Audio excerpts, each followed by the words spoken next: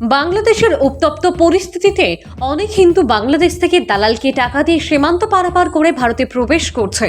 আইন যতই কঠোর হোক না কেন, কিছু সংখ্যক হিন্দু এখনো ভারতে প্রবেশের অপেক্ষায়। ঘটনার বিবরণে জানা যায়, সোহেল দাস এবং শ্যামলাল দাস শ্রীমঙ্গল হতে কমলপুর দিয়ে দালালকে মাথাপিছু 5,000 টাকা করে দিয়ে ভারতে প্রবেশ করে। ভারতে এদের আসার একটাই উদ্দেশ্য, দুর্গাপূজা দেখা, কারণ বাংলাদেশে দুর্গাপূজা নেই এবং পূজার জন্য 5 লক্ষ টাকা করে চাঁদা দিতে হয়।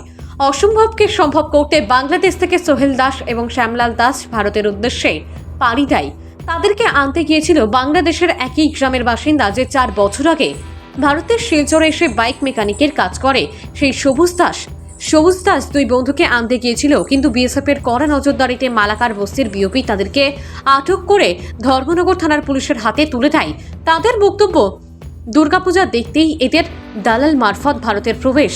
আন্তর্জাতিক আইন অনুযায়ী তাদের বিরুদ্ধে যথাযথ ব্যবস্থা নিচ্ছে ধর্মনগর থানার পুলিশ। ভানুচন্দ্রের রিপোর্ট, আসাম প্রাইম নেটওয়ার্ক।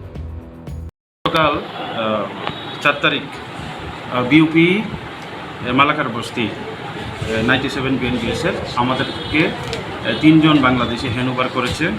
তো অ্যাকর্ডিংলি আমরা পাসপোর্ট এক সেকশনে এফআইআর রেজিস্টার করেছি এবং তদন্তকারী অফিসার আমি নিজে তারা ক্রস করেছি কমলপুর ইন্দো বাংলা বর্ডার দিয়া, এবং এখানে ধর্মনগর স্টেশনে বিএসএফের হাতে ওরা আটক হয়েছে আর কি।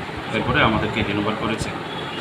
আজকে ওদেরকে কোর্টে ফরওয়ার্ড করুন। স্যার, 3 জনের নাম কি জানা যাবে? 3 জনের নাম হইল শ্যামলাল দাস, সুকুমার দাস, সবুজ দাস।